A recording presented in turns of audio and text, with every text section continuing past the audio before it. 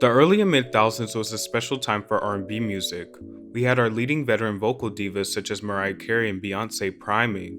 We had breakout superstars such as Ashanti, and of course we had men like Neo, Mario, and Usher. It was a great time for R&B music, and definitely a highlight in the genre. During this time, there would be a plethora of artists who would rise to popularity and disappear almost as soon as they would become popular. However, some of those artists, with the inclusion of not being such a prominent figure in music, at least anymore, would have a great body of work or standout moment in their career which would still hold impact. And the artist we're going to talk about today happens to be one of them. Cassie is certainly one of the best one-album wonders of the mid-thousands R&B scene.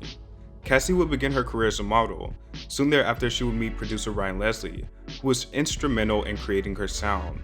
He helped her make demos and pitched them to record labels. He eventually played one of her records for Tommy Mottola, and she was signed quickly after. Ryan Leslie would write and produce Cassie's debut single Me and You. Later, Diddy would go on to hear it and sign her to Bad Boy Records for her debut studio album. Me and You was an international commercial success and would remain in the top 40 on the Billboard Hot 100 for over 4 months and would peak at number 3. The song was compared to the likes of Janet Jackson and was praised for its production and her silky vocals. The music video for Me and You was also a homage to Janet Jackson, with Cassie citing Miss Jackson as one of her influences. Furthermore, the video was the catalyst for Cassie's rise not only in the music industry, but establishing her as one of the most beautiful women in her respective field. Me and You made her stand out and was a promising single that would give us a taste of the heights she could achieve. Eventually, her self-titled debut album Cassie was released and was a moderate success, with first week sales exceeding just over 100,000 copies. The album was praised for its hypnotic production and her sweet-sounding vocals. It was also noted for its sonically being ahead of the curve and a standout R&B album of its time. But with praise came criticism, and as she was setting out to do promotional efforts for her debut album, she took on some live performances on TRL and 106 & Park, which caused a stir for a lack of stage presence and vocal delivery. Her mentor at the time, Diddy, was quick to defend her, stating she was still developing her skills as a performing artist. Cassie also explained that she was aware that her performances were bad, and that she was still getting over her stage fright. Nonetheless, the performances still hurt her reputation, and they became increasingly popular online. It was a major scandal that went on to put a damper on her image, and was used as a leverage to question her artistry. Her second single from the album, titled Long Way to Go, was released and was received well and proved that she could bend her style in many different ways. The song fared well internationally, but wasn't as big of a hit in the United States due to little airplay. That was the last single ever released from the album, even though it was alleged that there were supposed to be more. Shortly after, it was announced that she had parted ways with Ryan Leslie, who was instrumental in creating her distinct sound. She parted ways with Leslie in favor of Kanye West and Pharrell taking on production for her sophomore album. While fans awaited her second album, she did suffer a few leaks and made her acting debut in Step Up 2: The Streets, which was a go at her establishing herself as a brand. With the inclusion of an acting role, she also sung on the movie's soundtrack, which was again lauded for its production and being the standout song on the soundtrack. The song, titled Is It You, went on to chart in a few countries internationally. Later that year, Cassie announced her sophomore album would be called Electro Love and released the intended lead single Official Girl featuring Lil Wayne. She released 2 other singles, Must Be Love featuring Diddy and Let's Get Crazy featuring Aiko. But unfortunately, they all failed to chart and questions of her sophomore album were left in limbo.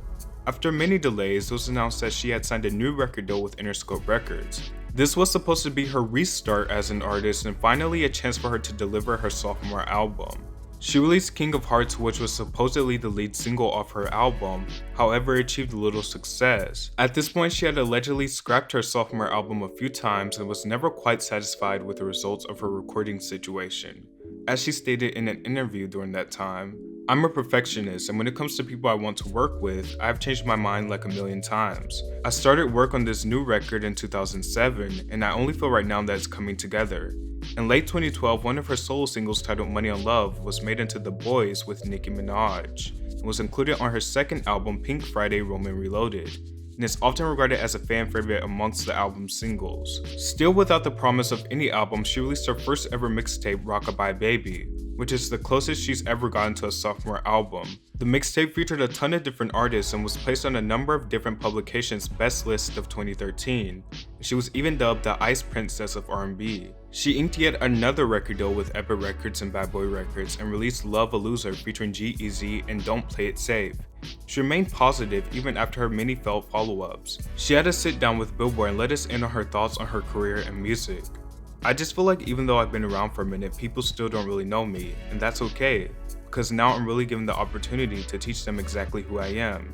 And in a way more confident space, because I am older now. It's not like I'm 19 anymore, but it's okay, I'm going to pretend I am as long as possible, she said jokingly. In 2019, things would change quite a bit for her. She ended her relationship with Bad Boy Records for once and for all, after splitting with then longtime partner Diddy, and proceeded to drop a handful of singles for her fans independently. So there might actually be an official release for her second album coming our way. In 2015, her album Cassie received a reissue on vinyl and was ranked as the best reissue of the year.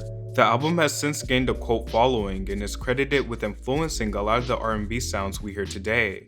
She's credited with being a pioneer of experimental and minimal R&B.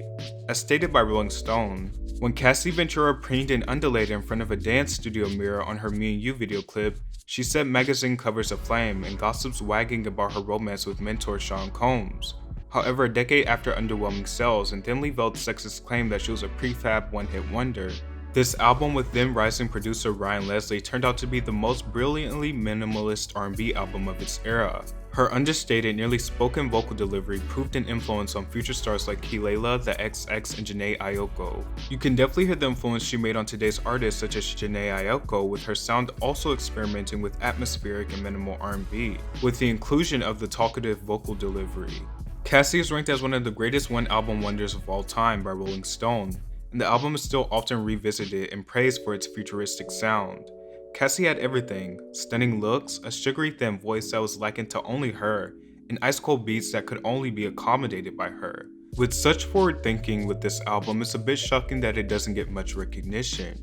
Her work has been sampled by various artists and producers. Present day, after an 11-year relationship with mogul Diddy and a split between the two, she married fitness trainer Alex Fine and welcomed her daughter Frankie Fine, and is now still currently pursuing music under her own label Ventura Music. With the shift of her personal and professional life alike, maybe we'll finally get that second album, but if not, her debut album will undoubtedly stand as one of the boldest and innovative statements of R&B in the mid-thousands.